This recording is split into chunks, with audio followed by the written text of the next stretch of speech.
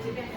Eh, Baiklah, Bapak Ibu yang saya hormati, salam dan bahagia untuk kita semua. Bismillahirrahmanirrahim. Assalamualaikum warahmatullahi wabarakatuh. Salam sejahtera, salam apa logo? Nimau Witin. Yang saya hormati Bapak Kepala Sekolah SMP Negeri 5 Mimika, yang saya hormati dan saya banggakan selalu rekan-rekan sejawat, Bapak Ibu guru SMP Negeri 5 Mimika. Baiklah, sebelum saya lanjut, saya menyampaikan terima kasih banyak yang sudah menyediakan waktu kesempatan ini dapat hadir di pertemuan saya, yaitu aksi nyata tentang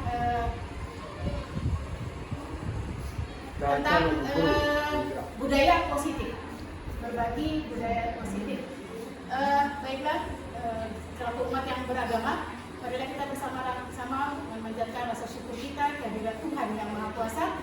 Alhamdulillah masih diberikan nikmat sehat, nikmat kesempatan kepada kita sekalian sehingga dapat hadir di tempat ini mengikuti pembimbingan dari saya CGP Angkatan 9 mewakili SMP Negeri 5 Mimika berbagi kategori itu tentang budaya positif. Yang pertama, yang susunan acaranya adalah sambutan dari Bapak Kepala Sekolah. Kedua adalah doa. Yang selanjutnya yang ketiga adalah penyampaian pembebasan dari saya. Untuk mempersingkat waktu, saya mempersilakan dengan Firma memberikan kita memberikan speaker.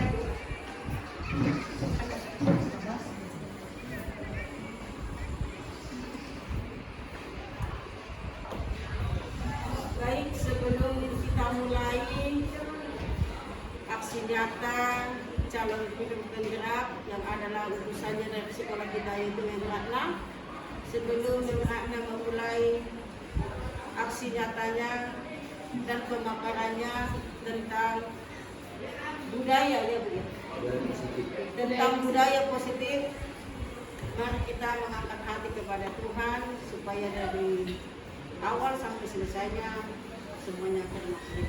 Kita berdoa. Terpujilah Engkau ya Aba, ya Bapa, di dalam nama Yesus Kristus yang kami sembah, kami muliakan di dalam kehidupan kami. Bapa di surga, kami bersyukur kepadamu di pagi hari yang indah ini, di mana Tuhan sudah menghantar kami lagi guru-guru dengan peserta didik untuk datang ke sekolah SMP Negeri 5 dalam melakukan segala tanggung jawab kami sebagai pendidik dan sebagai peserta didik. Tuhan, di pagi ini kami sebagai guru-guru sebagian ada di ruang Lempipa, di mana kami dikumpulkan untuk sebagai peserta di dalam aksi nyata Menrakna, di mana dia untuk memaparkan materi tentang sebagai guru penggerak di Kabupaten Mimika, dan kami adalah pesertanya guru-guru SMP 5, di mana hamba ini akan memaparkan aksi nyatanya tentang budaya positif yang ada di SMP Negeri 5. Tuhan, Engkau tolong hamba ini agar ia Tuhan bekali, Tuhan beri kesanggupan, kemampuan untuk memaparkan materi aksi nyata yang dia telah pelajari dan dia telah dalami. Biarlah juga kami sebagai kepala sekolah ini yang terlibat di dalamnya, Tuhan memberikan pengetahuan akal budi yang dari Tuhan, sehingga kami boleh mengikutinya dengan segala baik. Biarlah Tuhan menolong kami juga di sepanjang waktu ini dalam segala tanggung jawab kami sebagai guru. Tuhan, bantu kami agar kami menjadi guru-guru yang menjadi contoh dan teladan bagi para peserta didik kami. Di dalam nama Yesus kami awali acara ini dari awal pertengahan hingga berakhirnya. Amin.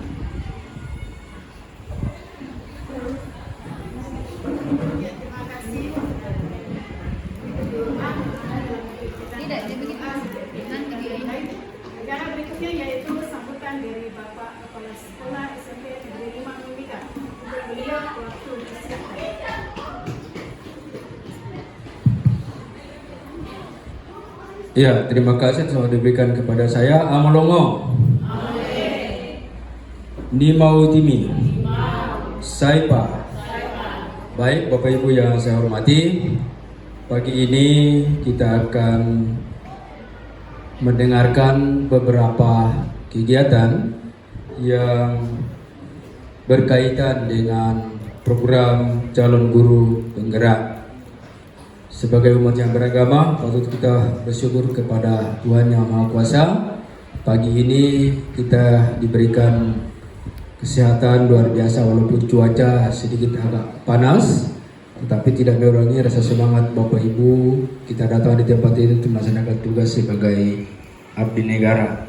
Baik Bapak Ibu yang saya hormati, untuk kegiatan program dari calon guru penggerak yang dalam hal ini keterwakilan dari kita Sepending Dima yaitu Ibu Ratna, saya ingatkan mari kita semua mendukung program ini. Harapan kita semoga akhir tahun ini atau tahun depan ditetapkannya sebagai guru penggerak, calonnya dibuang. Ya, itu harapan kita supaya program ke depan apa ilmu yang dimiliki atau dapatkan melalui guru penggerak dari Bu Ratna dapat diimbaskan, selagi dapat diimbaskan kepada semua Bapak Ibu guru. Jadi saya titip bagi Bu Ratna ketika calonnya dihilangkan menjadi sah guru penggerak, mohon ilmu yang dimiliki dapat diimbaskan kepada teman-teman kita dalam setiap saat. Saya tidak katakan bahwa harus rapat, tidak perlu tunggu rapat. Kapan ada waktu, sharing, ngobrol tentang model pembelajaran, mari Ibu lakukan.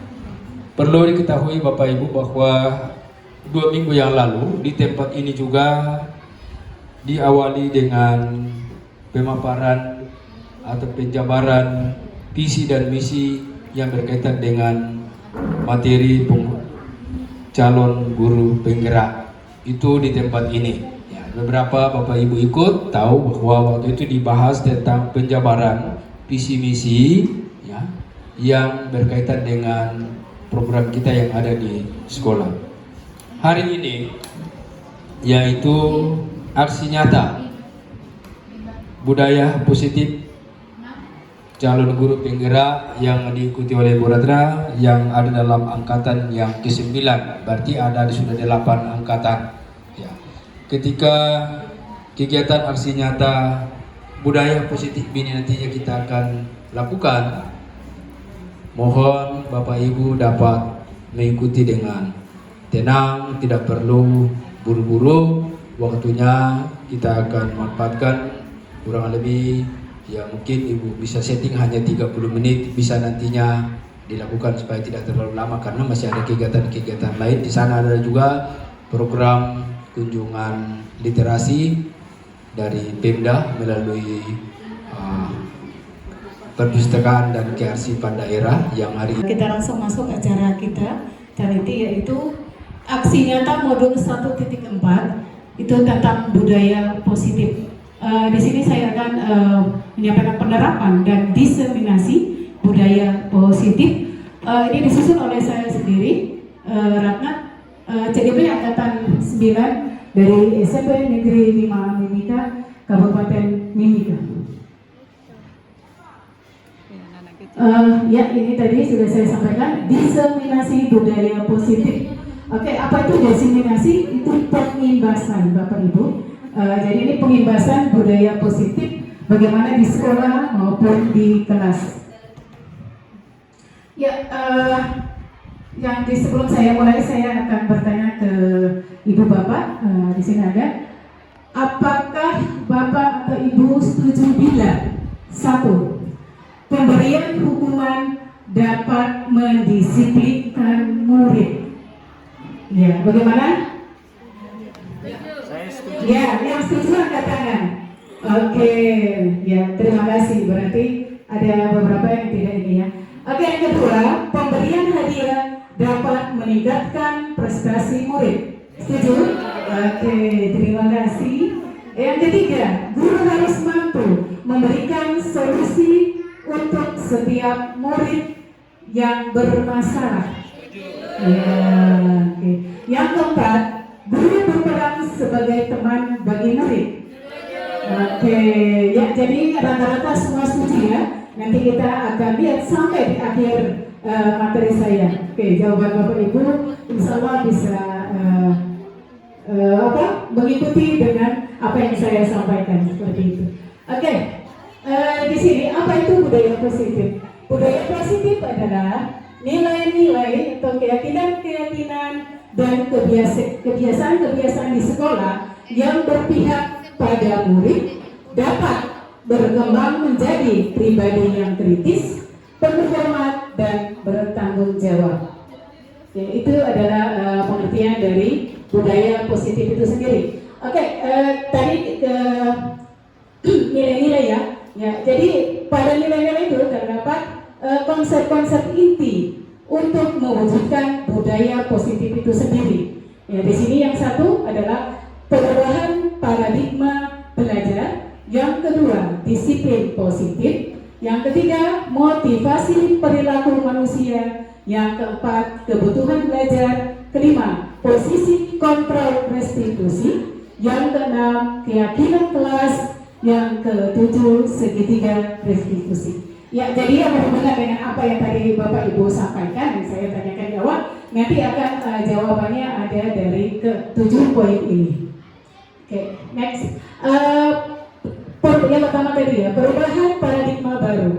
Oke, untuk membangun budaya yang positif, sekolah perlu menyediakan lingkungan yang positif, aman dan nyaman agar murid-murid mampu berpikir, bertindak dan mencipta dengan merdeka, mandiri dan bertanggung jawab. Yang kedua, lazimnya disiplin dikaitkan dengan kontrol. Dalam hal ini kontrol guru dalam menghadapi murid. Ya. Di sini mungkin ini dia. Coba Bapak Ibu lihat dan praktekkan dengan teman sebelahnya. Ya. Apa yang Bapak Ibu lakukan? Ya, dari sini melakukan kegiatan, coba buka ya. Jadi Bapak Ibu ada sesuatu barang berharga ya, ada sesuatu barang berharga yang Bapak Ibu punya. Oke, itu tujuannya dari contoh ini ya. Jadi coba Bapak Ibu menggenggam barang berharga milik Bapak Ibu, terus teman-teman di sekitarnya memaksakan membuka. Apa yang Bapak Ibu lakukan? Seperti itu. Jadi kalau kita mempunyai sesuatu berarti yang berharga kita pegang kan? Ya, apakah Bapak Ibu ikhlas memberikan saja karena dipaksa atau karena diberikan imbalan seperti itu? Ya, kalau menurut Bapak Ibu seperti apa? Itu terkait dengan yang di awal tadi saya sampaikan. Ya, coba dipraktekkan, coba menggenggam sesuatu yang berharga. Ini aja dulu, belum ditulis. Ya, menggenggam. Apakah Bapak Ibu mau memberikan ke temannya atau Bapak Ibu tetap mempertahankan? Iya, coba. Iya, jadi praktekkan dulu supaya masing-masing ini. Apa Bapak Ibu ikhlas saja memberi? Seperti itu ya. Iya. Coba, iya dipraktekkan aja. Iya. Sangat yang berharga. Jadi ada yang dipaksa. Nanti saya kasih uang, nanti saya kasih ini, kasih saya. Apa yang Bapak Ibu lakukan? Iya. Iya, jadi ya kalau iya, coba lihat aja, Pak. Iya. Saya punya uang aja ya, kita praktekkan. Kita nggak akan ini kan? Iya. Iya. Oke. Ya, sudah bisa Bapak Ibu? Oke, sekarang saya tanyakan. Apa yang Bapak Ibu lakukan jika kita mempunyai sesuatu yang berharga di tangan kita? Jaga baik-baik. Oh, jaga baik-baik. Oke. Bu Yuli sama Bu Tio, Bu Sari? Yang tidak jaga baik-baik. Kalau mau dirampas kita marah. Gitu. Walaupun disogok ya, walaupun dikasih apapun. Ya, tetap bertahan karena itu barang berharga saya, tidak mau berbagi. Oke. Yang saya tanyakan Bapak Ibu, dari dasar hati Bapak Ibu mempertahankan, itu muncul apa pada diri Bapak Ibu? Itu dari orang lain atau diri sendiri? Iya, berarti yang mengontrol diri kita itu siapa? Kita sendiri. Alhamdulillah. Diri Bapak Ibu kan? Oke, terima kasih atas jawabannya. Ya, jadi kemarin saya juga seperti itu. Kami dikasih ilustrasi. Saya jawab, tetap saya akan memegang barang berharga saya, apapun yang terjadi. Seperti itu, karena itu barang berharga untuk saya. Terus ditanyakan lagi, itu muncul dari mana? Dari dalam diri saya. Yang mengontrol diri saya ada diri saya sendiri. Tidak bisa orang lain yang mengontrol. Seperti itu Bapak Ibu ya, kita sepakat ya. Oke, next. Oke, maksud perubahan paradigma masih ini ya. Kita sendiri yang memegang kontrol ternyata ya dari ilustrasi tadi, kontrol atas kepalan tangan kita. Apakah kita membuka atau menutup kepalan tangan itu bergantung pada diri kita masing-masing sesuai dengan kebutuhan kita pada saat itu. Jadi setuju ya Bapak ya? Ya, yang mengontrol adalah diri sendiri. Ini setelah ada paradigma, ini adalah pergeseran paradigma oleh teori kontrol oleh seorang ahli ya, Dr. William Lesser. Ya, itu pertama, ilustrasi guru mengontrol murid. Ya, selama ini seperti itu, Bapak Ibu mengontrol murid? Iya ya, oke. Yang kedua, ilustrasi bahwa kritik dan membuat orang merasa bersalah dapat menguatkan karakter. Contoh, Bapak Ibu selama ini pernah nggak menggunakan kalimat siswa itu merasa dirinya bersalah? Contoh, kamu ini kenapa tidak buat PR-mu? Kenapa tidak kerjakan soal? Itu merasa diri siswa bersalah apa tidak? Dengan kalimat kita. Ya berarti praktek itu terlaksana kan? Iya, selama ini seperti itu. Tanpa kita sadari itu kita sudah membuat siswa itu merasa dirinya bersalah. Ya, yang ketiga, ilustrasi bahwa semua penguatan positif efektif dan bermanfaat. Oke. Terus ilustrasi bahwa orang dewasa memiliki hak untuk mereka. Contoh kita guru-guru. Apakah kita mempunyai hak sepenuhnya kepada siswa mengatur? Contoh kalau dia terlambat, kita kan yang ini memberikan hukuman dan sebagainya. Iya kan? Ya, jadi kita mengatur mereka kan, tanpa kita sadari. Ya, jadi kita selalu mengontrol seperti itu kan, bukan dari siswa itu sendiri. Sedangkan tadi dari permainan, diri kita lah sendiri yang mengontrol diri kita, ya kan? Tidak bisa dikontrol. Tapi ternyata pelaksanaannya di lapangan itu kita Bapak Ibu guru masih berperan bahwa orang dewasa memiliki hak untuk memaksa, ya. Ya contohnya tidak usah jauh, kita bikin aturan di kelas. Apakah itu dari anak? Tidak, dari gurunya. Ya seperti itu ya. Oke, lanjut. Perubahan paradigma stimulus respon. Teori kontrol, siapa sesungguhnya yang memiliki kontrol? Ya, Bapak Ibu bisa lihat di situ ada stimulus respon, di sebelahnya ada teori kontrol. Realitas kebutuhan kita sama. Itu dari stimulus, kalau dia dari kontrol. Realitas kebutuhan kita berbeda. Betul kan? Iya. Terus yang kedua, semua orang melihat hal yang sama. Kontrolnya, teori kontrolnya, setiap orang memiliki gambaran yang berbeda. Oke. Jadi yang ketiga, kita mencoba mengubah orang agar berpandangan sama dengan kita. Nah, terus teori kontrolnya, kita berusaha memahami pandangan orang lain tentang dunia. Yang berikutnya, perilaku buruk dilihat sebagai suatu kesalahan. Kalau teori kontrolnya, semua perilaku memiliki tujuan. Terus orang lain bisa mengontrol saya, hanya saya yang bisa mengontrol diri saya. Itu stimulus respon yang sebenarnya teori menurut teori kontrol yang sudah disampaikan Bapak ya ahli tadi ya. Berikutnya, saya bisa mengontrol orang lain, Anda tidak bisa mengontrol orang lain. Ya. Jadi berikutnya lagi, pemaksaan ada pada saat bujukan itu ada gagal. Terus kolaborasi dan konsensus menciptakan pilihan-pilihan baru. Yang berikut lagi, model berpikir menang kalah.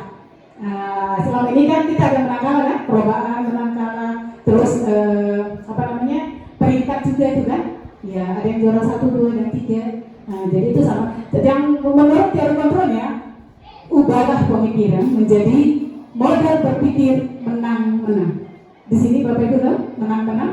Ya, jadi model pikiran kita sekarang diarahkan nanti tidak ada yang menang kalah. Jadi konsepnya kita ubah menjadi semua menang-menang, kalau kalah semua. Seperti kami di CGP itu tidak ada kompetensi. Jadi semuanya sama. Jadi tidak ada yang lebih pintar, sedang, dan yang kurang. Tidak ada seperti itu. Jadi konsepnya itu sekarang menuju mereka belajar itu seperti yang model berpikir menang-menang. Jadi kedepannya tidak ada lagi yang kita hindari, Bapak Ibu ya. Jadi kedepannya untuk peringkat juga dihindari. Nanti diikuti dari awal sampai akhir. Oke, ada yang mau tanya kan? Ada? Kita lanjut ya.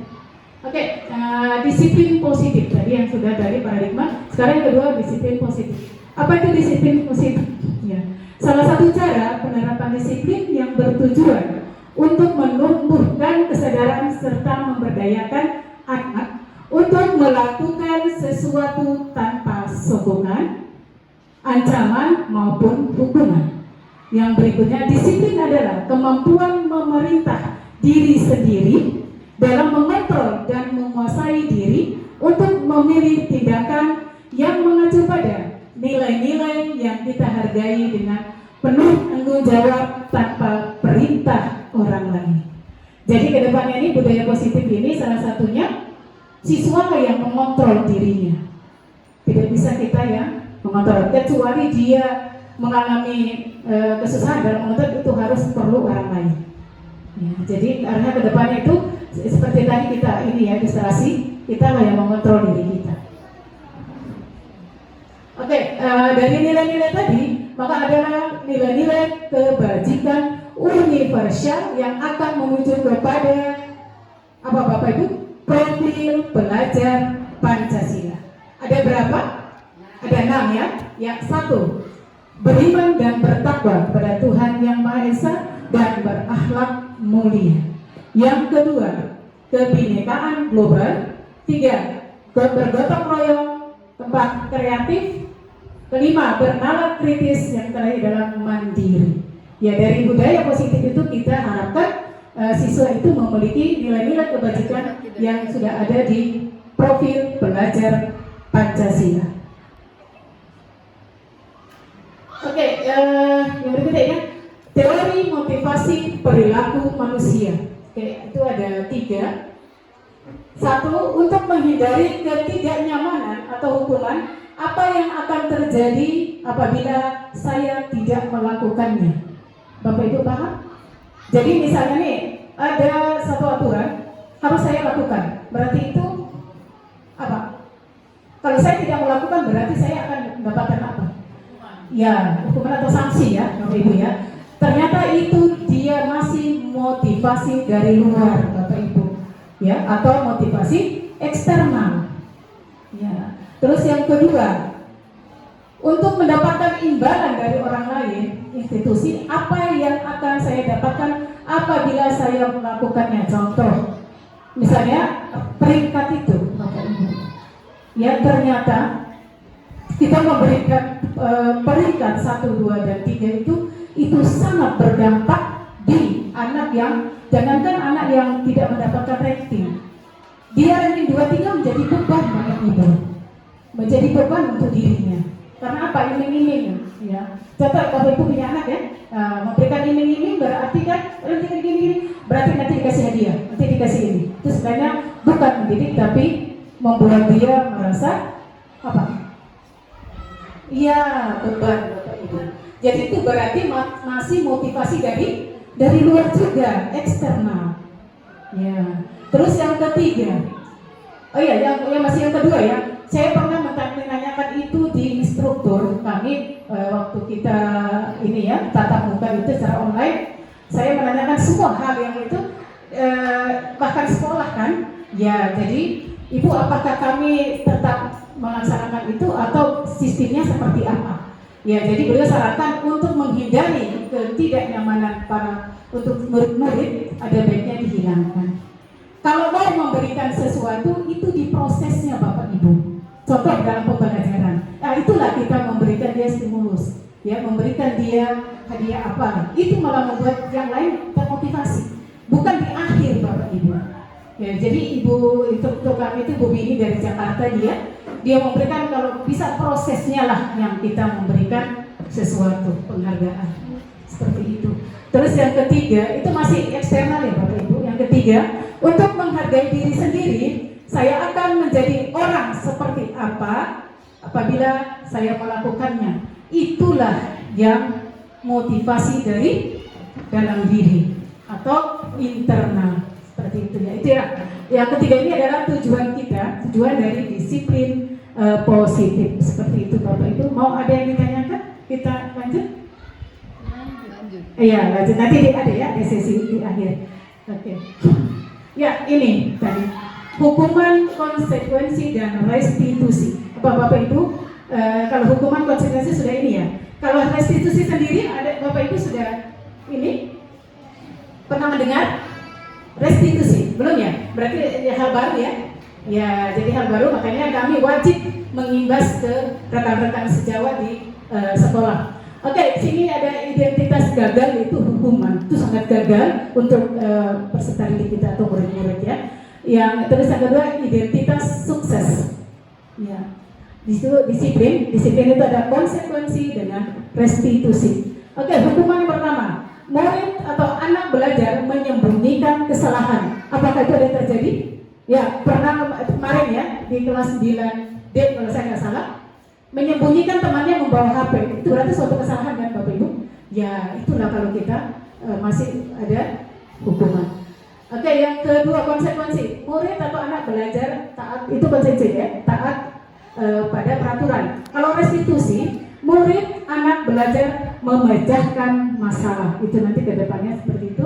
Terus yang kedua, mencoba hukuman, mencoba mengontrol anak dengan penguatan negatif. Itu membayar impas kesalahan. Kalau dia konsekuensinya mencoba mengontrol anak dengan penguatan positif. Restitusinya anak paham bahwa dirinya sendiri yang pegang kendali kontrol. Maksudnya kontrol diri sendiri. Yang berikutnya dampak pada murid itu yaitu marah, merasa bersalah, rendah diri, mengasihkan diri. Itu kalau kita memberikan hukuman. Ya, jadi kalau konsekuensinya kehilangan hak, waktu jeda seorang diri, terus penahanan. Contohnya, jika ada siswa kita yang terlambat atau tidak mengerjakan tugas, biasanya itu jangan kamu keluar istirahat dulu, kamu kerjakanlah tugasnya di jam istirahat. Berarti sudah ini waktunya kan? Ya seperti itu.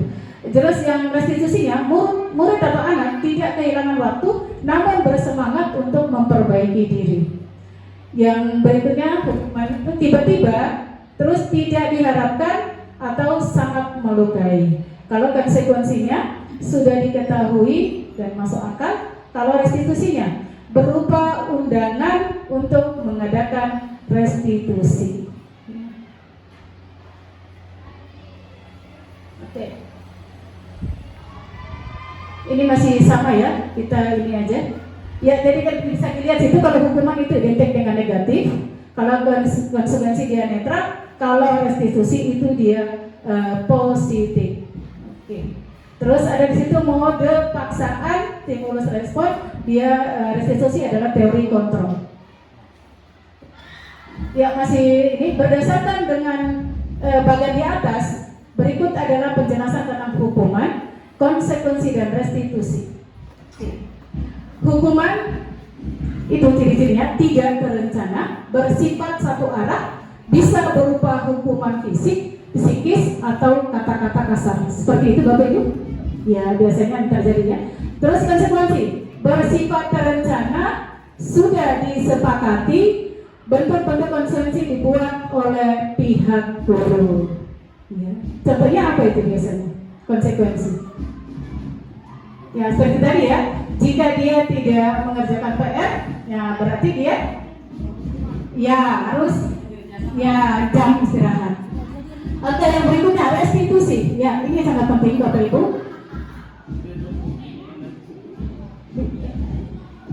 Bagaimana ini? Bisa kan dulu? Restitusi, ya, di situ adalah proses menciptakan kondisi bagi murid untuk memperbaiki kesalahan mereka, sehingga mereka bisa kembali pada kelompok mereka dengan karakter yang lebih kuat. Itu menurut para ahli, yaitu dosen pada tahun 2004.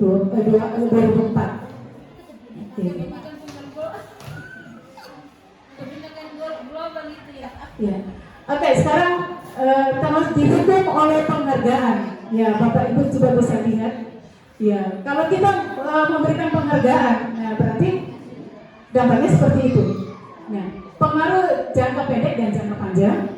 Nah, mungkin Bapak Ibu tahu ada yang pengaruhnya seperti apa sih kalau jangka pendek dan jangka panjang?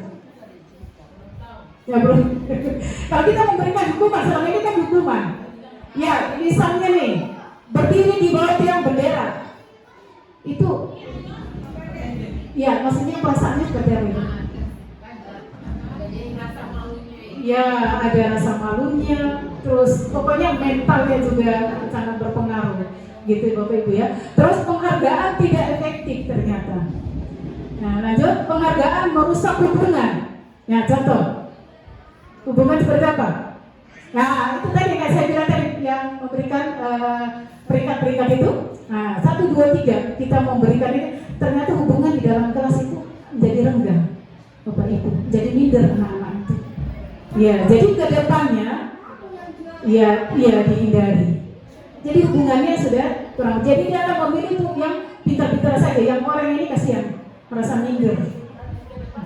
Iya, tidak ada lagi hadiah-hadiah peringkat. Kalaupun orang tua menanyakan, lihat prosesnya. Oh iya Bu, proses anak ibu dalam ini bagus sekali. Perkembangannya sangat bagus, seperti itu Bapak Ibu. Iya, tidak ada lebih. Itu sudah ada beberapa sekolah sudah dihilangkan. Iya, memang itu banyak yang bertanya. Tantangannya itu dari luar dari orang tua yang selalu menanyakan peringkat. Jadi ke depannya kurikulum Merdeka Belajar tidak ada seperti itu. Programnya Pak Nadine itu semua manusia sama. Iya. Yang tadi saya bilang benar-benar, iya menang atau kalah. Ya, jadi dia sederajat.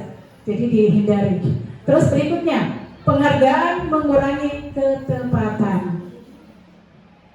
Ya, ketepatan. Jadi kalau dia sudah merasa, misalnya kita ya juara 1, itu lama-lama dia juga ada kan banyak misalnya ini dia, bukan dia semakin ini, tetapi dia semakin mentang-mentang dia ini, ya jadi apapun dia agak telat, dia punya pengumpulan tugasnya tidak ini, jadi seperti itu. Karena dia apa? Mendapat sesuatu karena penghargaan, seperti itu. Terus penghargaan mengurangi kualitas, berarti sama tadi. Terus penghargaan mematikan kreativitas. Ya. Terus penghargaan itu menghukum. Terus motivasi dari dalam diri atau intrinsik. Contohnya itu kalau anak masih SD ya, SD ini, kalau dia sudah tahu membaca, berarti itu rasa ininya dari dalam diri kan Bapak Ibu, contoh itu. Nah, contoh kalau mengerjakan soal-soal dia bisa dengan sendirinya, berarti ada motivasi dari dalam diri, dia jadinya semangat, bukan karena sesuatu. Oke, sekarang kita masuk kebutuhan dasar manusia. Sebelum kita masuk di sini, mungkin saya akan ini ke Bapak Ibu. Selama ini Bapak Ibu itu bertindak sebagai apa? Ya, dalam kesehariannya. Tapi kita lanjut ini dulu ya. Kita lanjut dulu ini. Oke. Kebutuhan dasar itu ada 5 Bapak Ibu ya. Selama ini kan kita tahu kebutuhan dasar itu berarti sandang pangan ya. Ya, sandang pangan dan papan. Ya, ternyata setelah saya mengikuti materi ini, kami juga bilang seperti itu, makan, minum, rumah dan sebagainya. Ternyata ini yang sangat berperan di kebutuhan dasar manusia. Itu pertama, kebutuhan untuk bertahan hidup, yaitu sudah ada. yang semuanya tadi. Yang berikutnya cinta dan kasih sayang. Ya. Cinta dan kasih sayang. Terus kebebasan. Ini yang sifatnya abstrak Bapak Ibu. Kalau yang sadar pangan itu apa? Kalau nyata ya kita butuh makan dan sebagainya. Kalau cinta dan kasih sayang itu abstrak Bapak Ibu. Tapi anak itu, murid itu dia sangat membutuhkan. Ya, jadi terus yang berikut kebebasan. Nanti kebebasan seperti apa nanti kita ini. Terus yang berikutnya kesenangan. Terus kekuasaan atau power. Ya, contohnya kalau anak bertiga, berarti dia mau ada melakukan sesuatu kayak ingin menguasai kayak begitu, ya kan? Ya, jadi itulah yang dia butuhkan dari 5 kebutuhan dasar manusia. Oke, ya di sini coba Bapak Ibu ini, jadi 5 dasar ya, ada di samping itu ya. Coba saya ingin tanyakan ke Bapak Ibu. Aku senang main kejar-kejaran dengan ibu guru, seru sekali. Itu kebutuhan apa yang dibutuhkan anak ini? Kesenangan. Oke. Terus ibu guru bilang, aku tidak boleh bersenandung sewaktu mengerjakan tugas. Katanya kelas harus tenang, tidak ada suara. Kebutuhan apakah yang dibutuhkan? Bukan. Kekuasaan. Penguasaan, karena dia ingin dipuji. Oh ya, kelebihanmu ini ternyata, makanya dia bernyanyi, dia tidak mendengar Bapak Ibu. Kedepannya kita seperti itu Bapak Ibu. Jadi kalau Anda seperti itu, Anda tanyakan. Ya makanya itu nanti yang saya sudah berikan itu pembelajaran berdiferensiasi. Seperti itu. Terus berikutnya, menyetir mobil itu seru. Ya, kesenangan berarti. Oke. Aku ingin menggambar terus di dalam kelas. Kebebasan. Oke, ini sudah ada gambaran ya Bapak Ibu ya. Oke. Bebas. Oke, ini coba Bapak Ibu, ini ada soal. Coba Bapak Ibu ini. Contohnya itu ada Iksan ya. Iksan itu kelas 10A. Ya. Dia SMA karakter mulia. Ia anak yang pendiam. Ya. Ia anak yang pendiam dan pemalu. Selama jam istirahat, ia lebih banyak membaca buku di perpustakaan dan terdiam di kelas. Hari itu adalah hari technical meeting lomba debat antar SMA yang diikuti oleh tim debat SMA karakter mulia. Tiba-tiba ada kabar, itu Adit yang akan mewakili bahwa Adit itu tidak dapat menghadiri technical meeting dan tidak bisa mengikuti lomba. Nah, terus kepala sekolah bertanya kepada guru-guru, siapa sebaiknya yang dapat menggantikan Adit? Ya, guru-guru semua merekomendasikan itu ke Iksan. Padahal Iksan ini adanya pendiam, senangnya suka di perpustakaan membaca buku. Tetapi Bapak Ibu guru sudah tahu kompetensinya, ya. Jadi dia diusulkan untuk mewakili sekolah SMA tersebut untuk mengikuti debat bahasa Inggris. Ya, terus Sinta dan Indra di bawah bimbingan Pak Frans, guru pelatih debat, mereka mewakili sekolah, mereka ada 3 anak. Dan tim debat SMA karakter mulia menjadi juara umum Bapak Ibu. Ya, sejak saat itu Iksan berubah menjadi anak yang lebih percaya diri, tidak pemalu dan pendiam. Dari perubahannya Iksan itu apa yang kebutuhan Iksan sebelumnya butuhkan? Selama ini dia tahu dirinya memang berkompeten gitu, pintar, tapi dia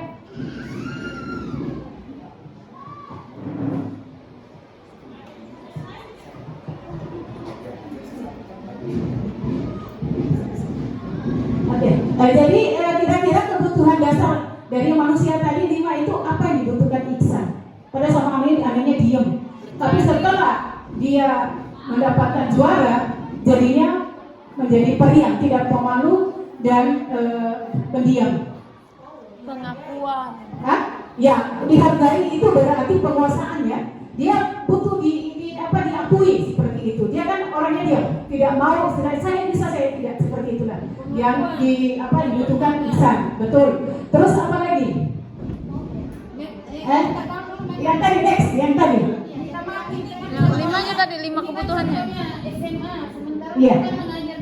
Ya, jadi ini saya ambil contoh yang sudah ada di materi kami. Seperti itu. Kan sama aja. Tinggal kita penerapan di sekolah kita, kira-kira ada nggak anak seperti itu? Biasanya ada yang pendiam, anak yang ini, itu biasanya dia tidak mau mengakui dirinya bisa. Iya kan? Nah, nanti setelah dia dikasih kepercayaan, baru, iya seperti itu yang bisa. Oh iya, kematian dia itu adalah penguasaan ya, seperti itu. Oke, bisa dipahami ya Bapak Ibu ya? Oke.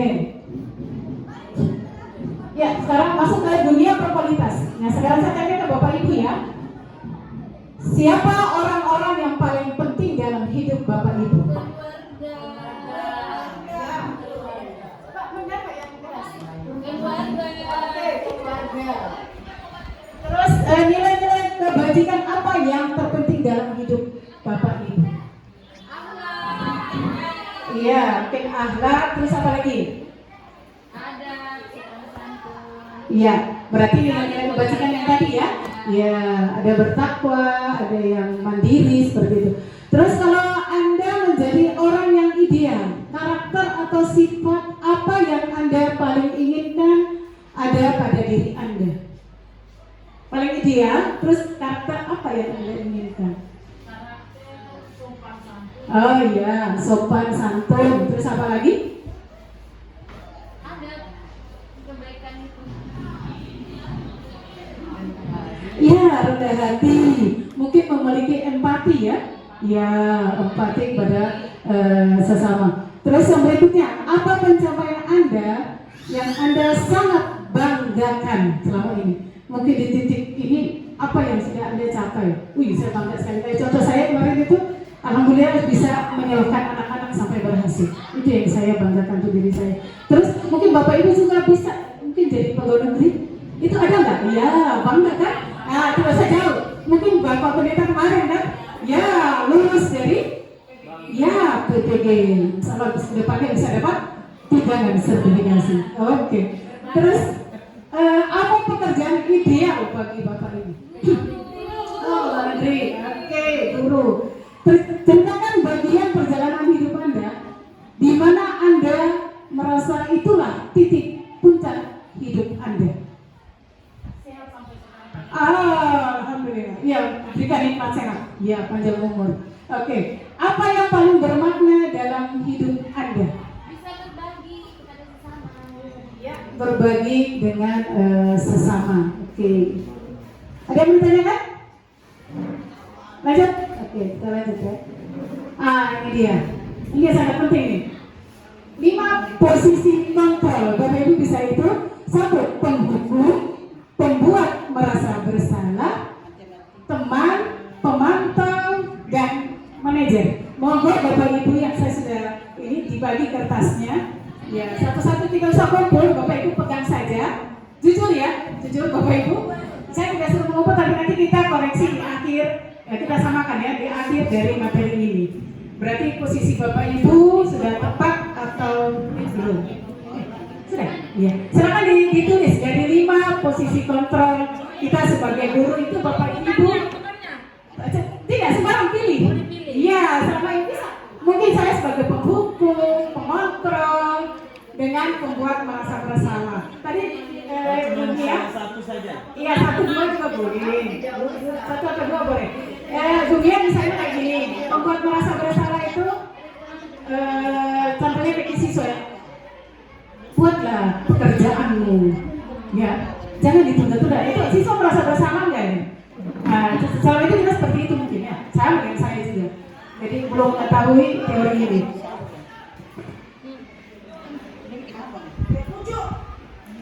Dipilih salah satunya itu. ya, salah satunya ya. Nanti pegang masing-masing ya.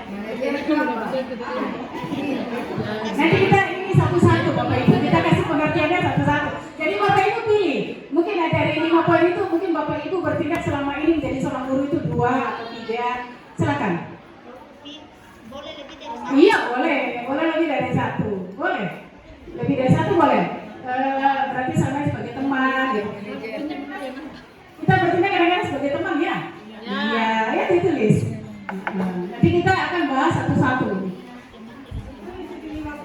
Iya, pilih. Nggak boleh, kalau Bapak menonjolnya satu, silakan. Kalau misalnya 2 atau 3 boleh. Boleh, sangat boleh. Sebelum Bapak Ibu tahu apa itu penghukum dan sebagainya, makanya saya berikan Bapak Ibu pilihan. Tidak, ini saja. Dan tidak dikumpul kok Bapak Ibu. Dipegang masing-masing sesuai saya memberikan materinya nanti. Dan langsung melihat diri masing-masing. Iya. Sudah, Bapak Ibu. Ya, 2. Oke, dipegang masing-masing. Dipegang ya? Ya, 1 aja. Oke. Nggak usah. Nanti Bapak kan suruh lihat sendiri. Sudah? Oke. Bisa kita lanjut? Ya. Ya, di sini Bapak Ibu bisa melihat posisi masing-masing. Guru 1 itu penghukum, itu dia paling bawah. Oke, saya baca ya.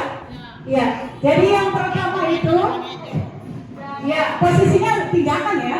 Yang penghukum itu suka memarahi, mengkritik, menyakiti, melakukan tindakan kekerasan. Itu penghukum.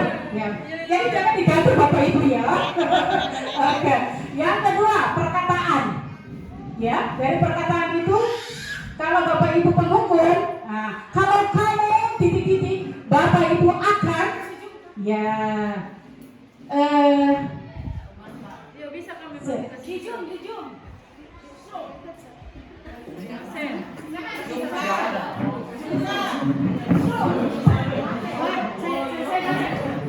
Atas sutua. Jangan begitu.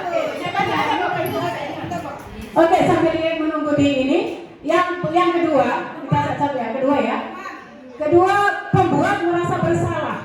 Nah, itu tindakannya mendiamkan, menceramahi, membuat rasa bersalah.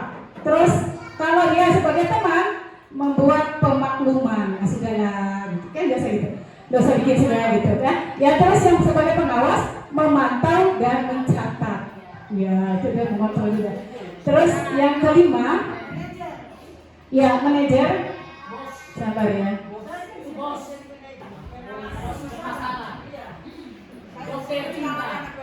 Oke, yang ya. Iya, dia saya baca. Oke, yang manajer itu tindakan bertanya dan membuat kesepakatan. Oke, terus yang berikutnya kalau dia posisi perkataan, yang tadi sudah saya ini ya, kalau penghukum, kalau kamu titik-titik Bapak Ibu akan, ya.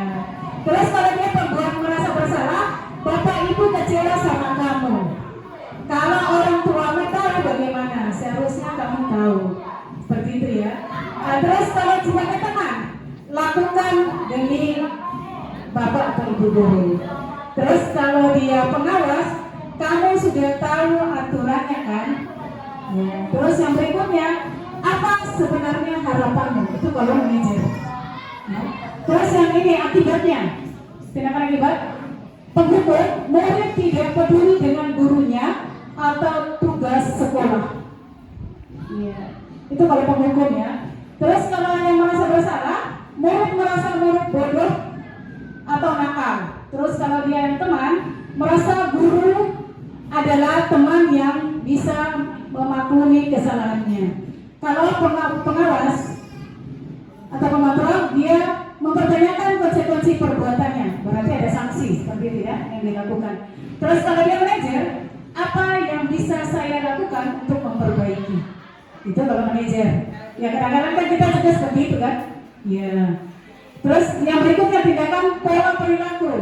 Penghukum itu perilaku melanggar yang berulang sebagai bentuk perlawanan. Ya, kita coba lihat. Kalau kita hukum berarti anak itu bukan dia bertobat, tetapi dia tetap melakukannya. Terus pembuat merasa bersalah, rendah diri, kurang percaya diri, cemas dan khawatir salah. Terus kalau teman menjadi lemah, tergantung, cenderung menunggu. Kalau pengawas, orientasi pada ganjaran dan hadiah. Kalau manajer, disiplin diri dari dalam. Ya, iya. Terus kalau dia yang terakhir, motivasi yang berkembang, Itu penghukum motivasi ekstrinsik masih dari luar ya. Terus kalau yang masa juga masih dari luar, teman juga masih dari luar, yang pengawas juga masih dari luar. Yang ekstrinsik itu yang mana? Manajer. Iya. Jadi dia akan ini dari dalam diri ya. Kita next ya. Ya. Oke, inilah Bapak Ibu lihat di situ. Jadi Bapak Ibu bisa melihat di kertasnya masing-masing. Tadi Bapak Ibu bertindak sebagai apa? Ya, kalau penghukum, guru-guru yang menerapkan posisi penghukum akibat, jadi berkata ya, patuhi aturan saya atau awas, gitu ya. Terus kamu selalu saja salah, selalu pasti selalu yang terakhir. Itu kalau tugas ya. Terus guru seperti ini senantiasa percaya hanya ada satu cara agar pembelajaran bisa berhasil, dan itu dengan caranya diam. Terus kalau pembuat merasa bersalah, kata-kata yang keluar dengan lembut, contohnya, ibu sangat kecewa sekali dengan kamu. Terus yang berikutnya lagi, berapa kali bapak harus memberitahu kamu? Gimana coba kalau orang tua kamu tahu kamu berbuat begini? Terus di posisi ini murid akan apa? Memiliki penilaian diri yang buruk tentang diri mereka. Murid merasa tidak berharga dan telah mengecewakan orang-orang yang disayangi. Terus kalau kita posisi sebagai teman, situ Bapak Ibu lihat, ya, itu biasanya dengan kata-kata ya, kalimat, ayo bantulah demi Bapak ya. Terus ayo ingat, tidak bantuan Bapak, apa tidak ingat selama ini Bapak sudah membantu atau bantuan Bapak selama ini. Terus ya sudah kali ini tidak apa-apa, nanti Ibu bantu bariskan.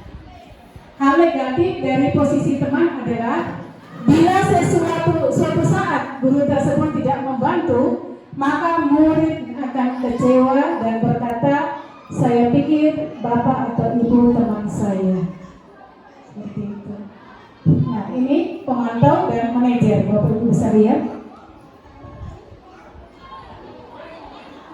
Ya, di situ pertanyaannya itu biasanya peraturannya apa, ya kan, kalau pemantau. Apa yang telah kamu lakukan, sanksi atau konsekuensinya apa? Posisi pemantau sendiri berawal dari teori stimulus respon yang sudah di awal tadi, yang menunjukkan tanggung jawab guru dalam mengontrol murid. Nah, berarti selama ini kita yang mengontrol ya posisinya. Iya. Ya, mengontrol atau mengontrol. Berarti selama ini kita mengontrol kan? Ya, bukan dari dalam diri siswa itu sendiri, murid. Oke, kalau manajer, nah, kata-katanya yang dipakai itu kalimatnya apa yang kita yakini. Nah, kembali ke keyakinan kelas. Makanya tadi ada di awal itu ada segitiga restitusi ya. Di situ adalah satunya adalah keyakinan kelas. Terus, apakah kamu meyakininya? Jika kamu meyakininya, apakah kamu bersedia memperbaikinya? Itu kalau manajer ya. Jika kamu memperbaiki ini, hal ini menunjukkan apa tentang dirimu. Terus berikutnya, apa rencana kamu untuk memperbaiki hal ini? Terus tugas seorang manajer dapat mengembalikan murid tersebut ke kelompoknya dengan lebih baik dan kuat. Berarti manajer itu memberikan apa Bapak Ibu? Solusi kan? Iya, mencari solusi, bukan menyalahkan terus. Oke, di sini kenapa keyakinan kelas bukan peraturan kelas? Siapa yang bisa memberikan tanggapannya? Kenapa keyakinan bukan peraturan?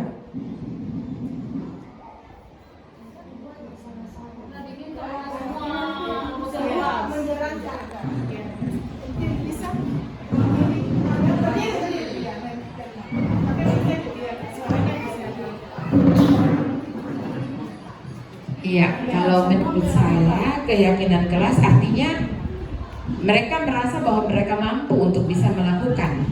Sedangkan kalau peraturan belum tentu mereka bisa melakukannya. Iya, peraturan identik dengan hukuman. Terima kasih. Tepuk tangan untuk Bang Terman. Ya, terima kasih banyak ya. Ya, jadi Bapak Ibu kedepannya itu kita harus membuat keyakinan kelas. Seperti apa nanti di akhir ya saya akan sampaikan. Dan bukan peraturan. Nanti sekolah juga seperti itu Bapak Ibu. Ya, berdampak ke lingkungan yang positif itu jangan buatlah aturan, tidak ada kata-kata aturan. Ya, karena aturan itu identik keselamatan diri kita, terus identik juga dengan hukuman. Ya, jadi kita hindari seperti itu ya. Jadi yang harus kedepannya kita buat itu adalah keyakinan kelas. Ya, keyakinan kelas dengan menggunakan kata apa? Positif, kalimat positif. Jadi kalau sudah ada aturan di kelas, ada baiknya itu diganti. Karena aturan itu biasa dibuat oleh siapa? Wali kelas, bukan murid-murid kita. Ya.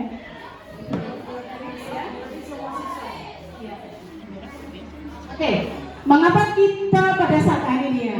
Mengapa kita pada saat mengendarai motor atau roda dua harus menggunakan helm? Ini aturan atau keyakinan? Ya, bagus.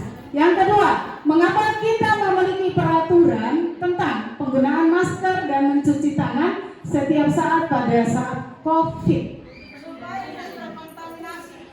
Ya, itu tentang apa? Iya, kesehatan. Betul. Itu adalah aturan ya. Ya, tetapi aturan itu membuat ada juga yang membuat ini dari dalam diri kita kan. Ya tadi karena keselamatan, tapi intinya bukan hukuman itu. Jadi kalau keselamatan, ya contohnya berdebu ini seperti ini kita harus pakai masker. Ya, menghindari kita jangan pilek. Keyakinan kan? Ya. Karena sudah bilang cuaca tidak baik pakai masker. Jadi kita tidak bisa melarang anak-anak juga ya. Ya, tepuk tangan dulu. Oke, kita next ya. Oke, ya ini.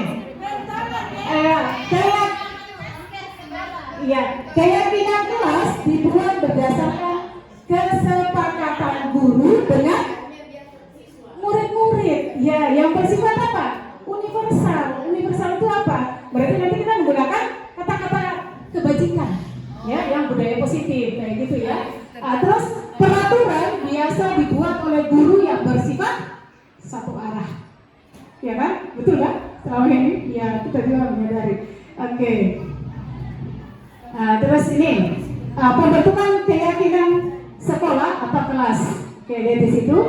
Keyakinan kelas bersifat lebih abstrak, Bapak Ibu, daripada peraturan yang lebih rinci dan konkret. Terus keyakinan kelas berupa pernyataan-pernyataan universal. Terus pernyataan keyakinan kelas senantiasa dibuat dalam bentuk ya positif ya, kalimat positif. Terus keyakinan kelas hendaknya tidak terlalu banyak sehingga mudah diingat dan dipahami oleh semua warga kelas. Terus keyakinan kelas sebaiknya sesuatu yang dapat diterapkan di lingkungan tersebut. Terus semua warga kelas hendaknya ikut berkontribusi dalam pembuatan keyakinan kelas lewat kegiatan curah pendapat. Jadi nanti ke depannya Bapak Ibu atau setelah mendapatkan materi saya sangat harapkan Bapak Ibu sudah bisa mulai mengubah yang di kelas Bapak Ibu. Jadi ajaklah anak-anak semua meluangkan apa peraturan itu kan pada umumnya masih negatif Bapak Ibu ya. Kalimatnya masih negatif identik dengan aturan terus ini juga dengan hukuman atau sanksi. Jadi Bapak Ibu kalau yang sudah punya di kelas tapi dengan catatan harus semua warga kelas yang harus membuat 30 orang 30 orang harus mendapat. Terus Bapak Ibu tempelkan di kertas manila bersama warga kelasnya juga diubah menjadi kalimat positif.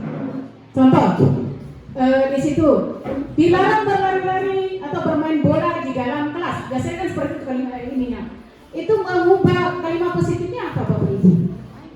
Main bola di kelas. Dilarang bermain-main. Ya, kata-kata itu tidak boleh ada kata tidak dan jangan. Ya, atau kalau saya itu masih ketertiban.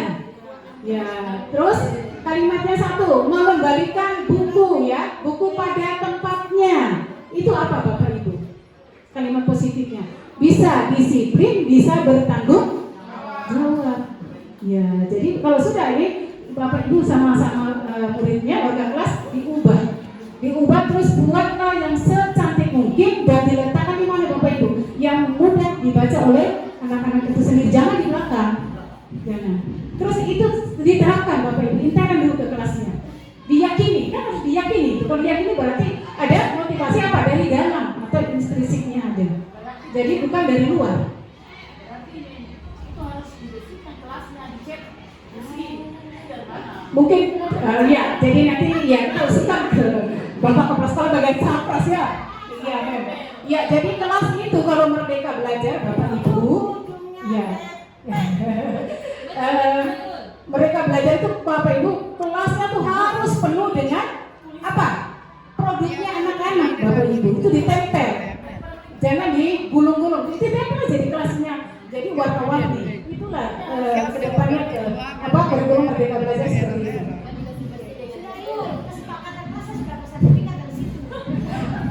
Sudah ini ya prosedur pembentukannya Bapak Ibu sudah di situ ya.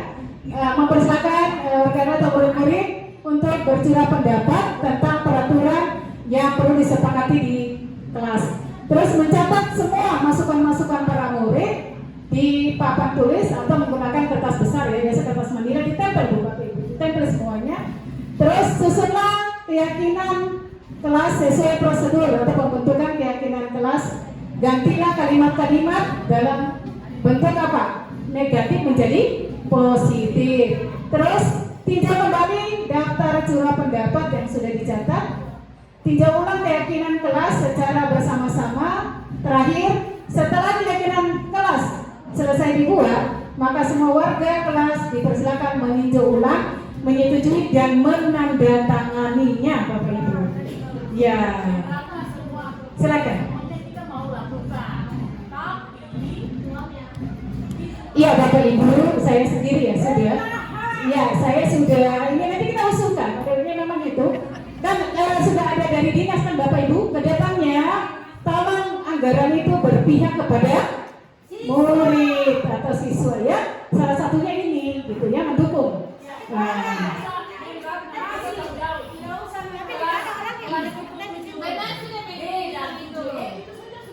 Masih berpihak kepada Iya, jadi Bapak Ibu itu nanti hubungannya dengan sekolah langsung ya. Oke, saya di sini hanya menyampaikan praktik tentang budaya positif.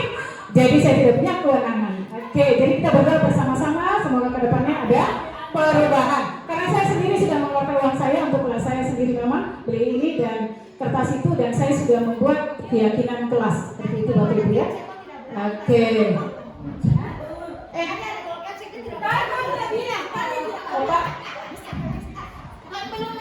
Oke, ini contoh Bapak Ibu ya.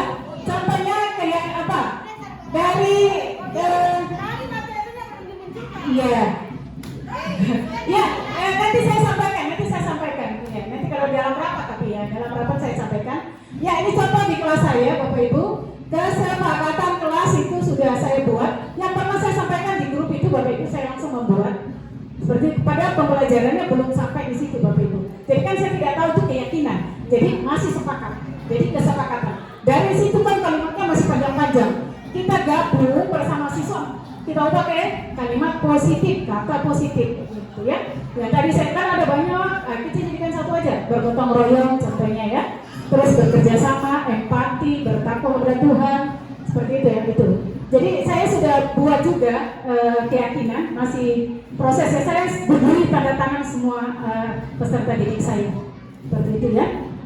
Jadi saya suruh semua wajib menandatangani karena itu dibuat dan disepakati oleh guru. Oke, itu bukan hanya wali kelas Bapak Ibu, sebenarnya semua. Ya.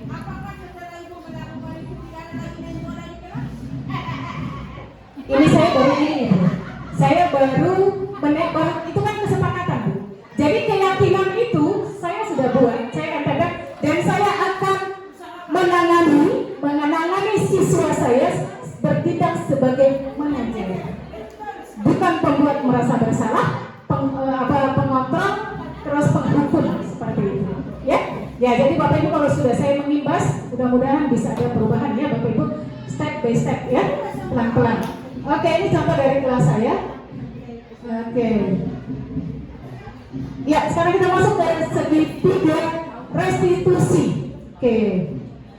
Segitiga restitusi itu merupakan proses menciptakan kondisi bagi murid untuk memperbaiki kesalahan mereka sehingga mereka bisa kembali pada kelompok mereka dengan karakter yang lebih kuat. Oke, melalui restitusi guru dapat, ya ini dia keuntungannya Bapak Ibu ya, membantu murid menjadi lebih memiliki tujuan disiplin positif serta memulihkan dirinya setelah berbuat salah. Nah, nanti ada tahapannya, nanti kita akan ini. Terus berikutnya membantu murid untuk jujur pada diri sendiri dan mengevaluasi dampak dari kesalahan yang dilakukan. Terus memberikan penawaran, bukan paksaan, Bapak Ibu. Ya, ini kan segitiga restitusinya, contohnya seperti ini Bapak Ibu ya. Yang pertama itu apa Bapak Ibu? Menstabilkan apa? Identitas Bapak Ibu. Saya sudah praktek di kelas 8D karena memang harmonia ya. Dia bilang memang kenapa kan anakmu saja atau macam juga di anak saya kan. Saya praktek di anak kelas 8D mempraktekkan segitiga restitusi karena itu bagian dari tugas kami juga. Penerapannya di sekolah seperti apa, kita bertindak menyelesaikan masalah siswa dengan cara segitiga restitusi. Ini Bapak Ibu lihat sesi yang sesi pertama menstabilkan identitas itu seperti apa Bapak Ibu? Ya, Bapak Ibu sering mengalami kan? Ya, pertama sasaran itu adalah wali kelas Bapak Ibu dan guru piket sebenarnya ya.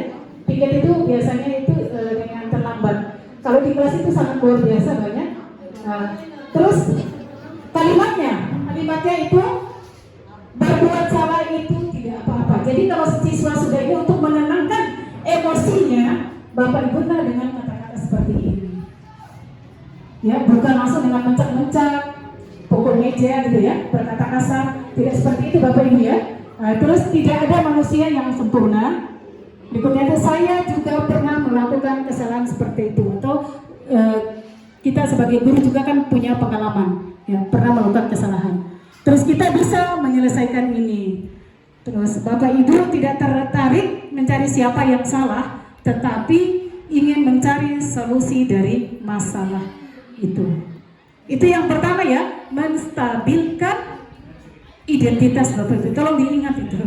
Ya, menstabilkan identitas.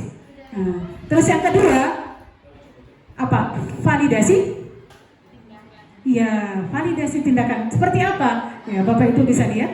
Gunakanlah kalimat seperti itu. Padahal kamu bisa melakukan yang lebih buruk kan dari ini. Ya, kamu pasti punya alasan ya. Ditanya alasannya. Semua tindakan siswa itu memiliki alasan Bapak Ibu. Makanya bisa dia bertindak. Entah alasan karena dari rumah atau dari temannya, dari mana. Dia pasti punya alasan. Iya, jadi itulah yang harus ini. Urut-urutan ya Bapak Ibu, mungkin kita sudah lakukan, tapi mungkin tidak tahu namanya dan tidak berurut.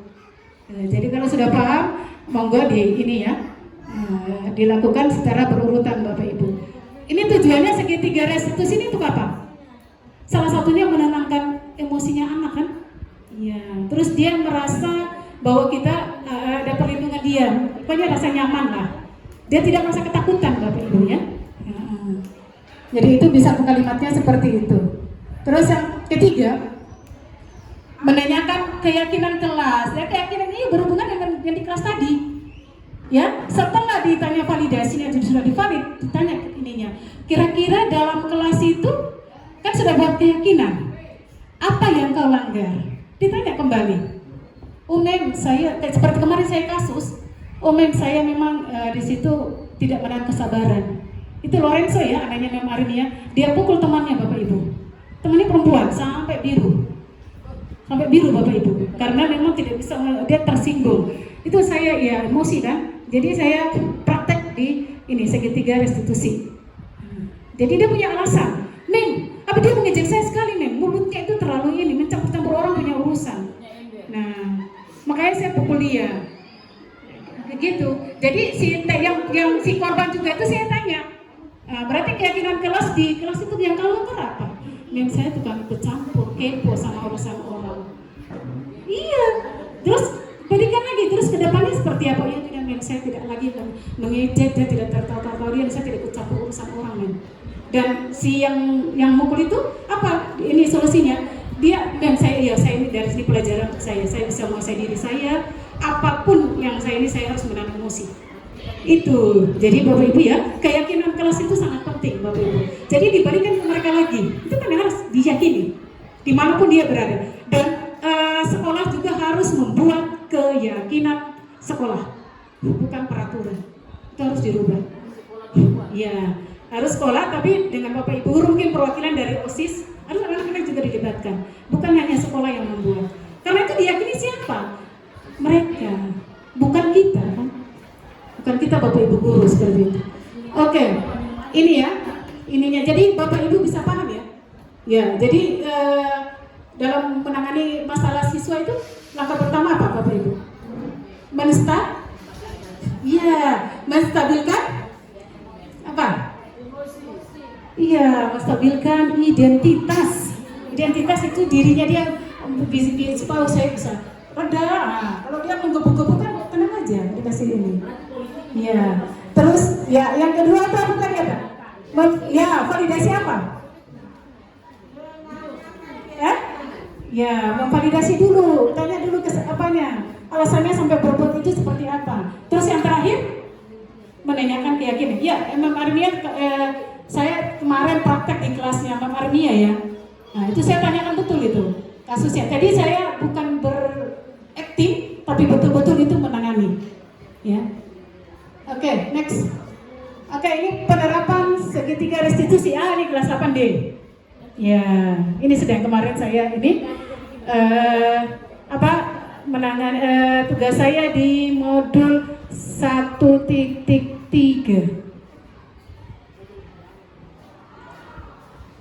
Oke, nah sekarang refleksi. Oke, saya minta ke Bapak Ibu perwakilan boleh lisan saja ya, pakai mic nanti diarahkan ke Bapak Ibu.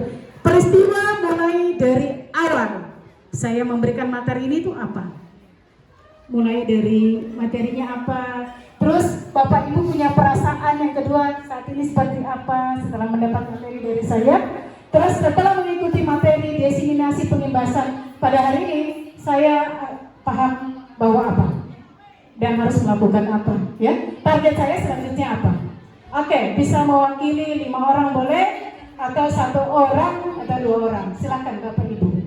Perasaan peristiwa ya, mulai dari awal apa saja yang Bapak Ibu alami, kejadian ya. Peristiwa itu contoh gini. Oh, dari awal saya diajak Mbak Ratna, ya kan? Diajak Mbak Ratna untuk masuk ke lebih IPA, mengikuti aksi nyata ya. Aksi nyata saya mendapatkan materi ini. Saya ikut dengan ya. Terus yang kedua, ya, perasaannya apa? Monggo, mewakili. Ya, belum kan?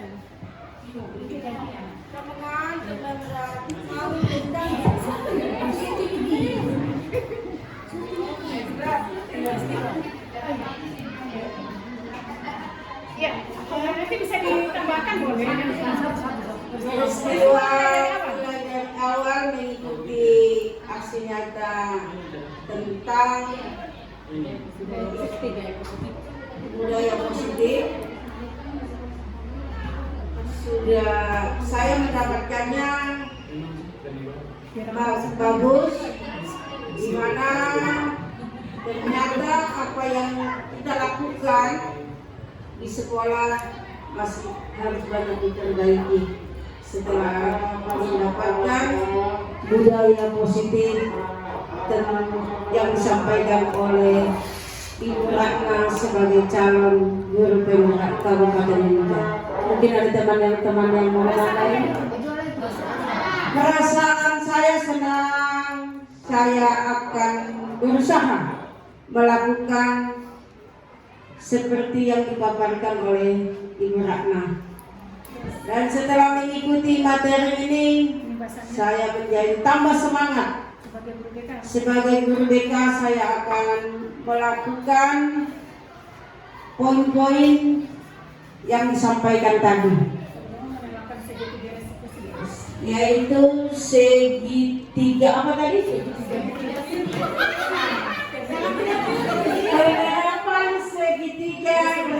restitusi itu akan mulai kita laksanakan ke depannya. Target saya selanjutnya adalah semoga siswa dalam pelayanan pembelajaran di kelas maupun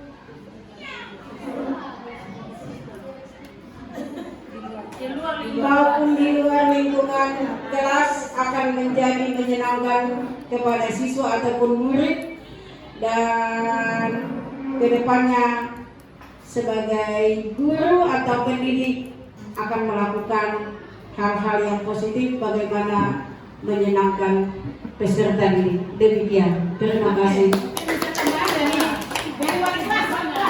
Itu Budarma.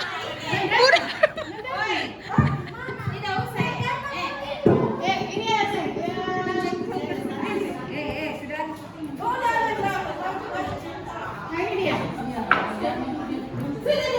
Nah ini dia. Kesepakatan Tanya apa yang di ini Man? Setelah mengikuti apa yang dilakukan di kelas sebagai wali kelas. Ya, terima kasih. Setelah saya tadi melihat dari awal sampai akhir, ternyata itu hampir semua kita sudah lakukan sih sebagai wali kelas ya. Cuma ada beberapa yang harus memang kita ikuti apa yang ditayangkan tadi itu. Jadi sebagai wali kelas kita tidak boleh terlalu mengekang di sini. Jadi memberikan kebebasan kepada anak-anak untuk berpendapat, bertanggung jawab kepada dirinya sendiri karena tadi ada poin tanggung jawab. Kemudian jadi kemudian kita harus memberikan pemecahan masalah secara bersama-sama. Jadi tidak boleh membuat bahwa kita adalah guru yang mendominasi di dalam kelas. Jadi semua harus dikerjakan secara bersama-sama dengan cara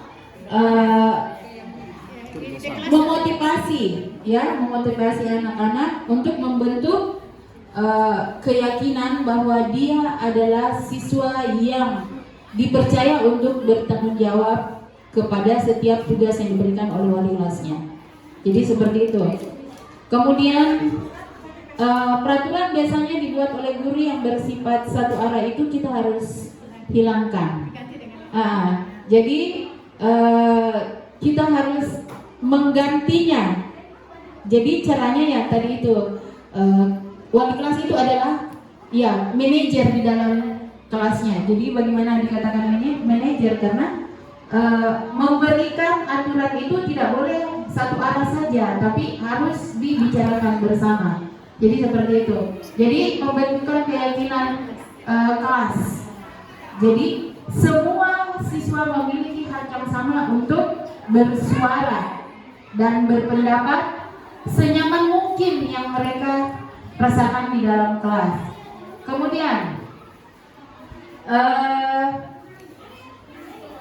kesepakatan ya segitiga restitusinya tadi itu memang kita harus terapkan. Jadi bagaimana kita bisa membuat salah satu dalam kelas kita itu dianggap bahwa dia sudah mewakili dirinya sendiri untuk selalu bertanggung jawab, berdisiplin, mempercayai dirinya sendiri dan tanpa merasa bahwa dia itu rendah diri. Jadi oleh karena itu saya setuju tadi dihilangkannya perengkinan di dalam kelas karena semua hak sama di dalamnya. Tidak ada lagi siswa yang up, middle dan low. Jadi seperti itu tidak ada lagi. Jadi semua hak yang sama. Jadi cocoklah Mas Nadiem Makarim mengatakan itu. Kemudian kenapa demikian seperti itu? Karena memang tidak ada manusia yang sempurna. Semua memiliki kekurangan dan kelebihannya masing-masing.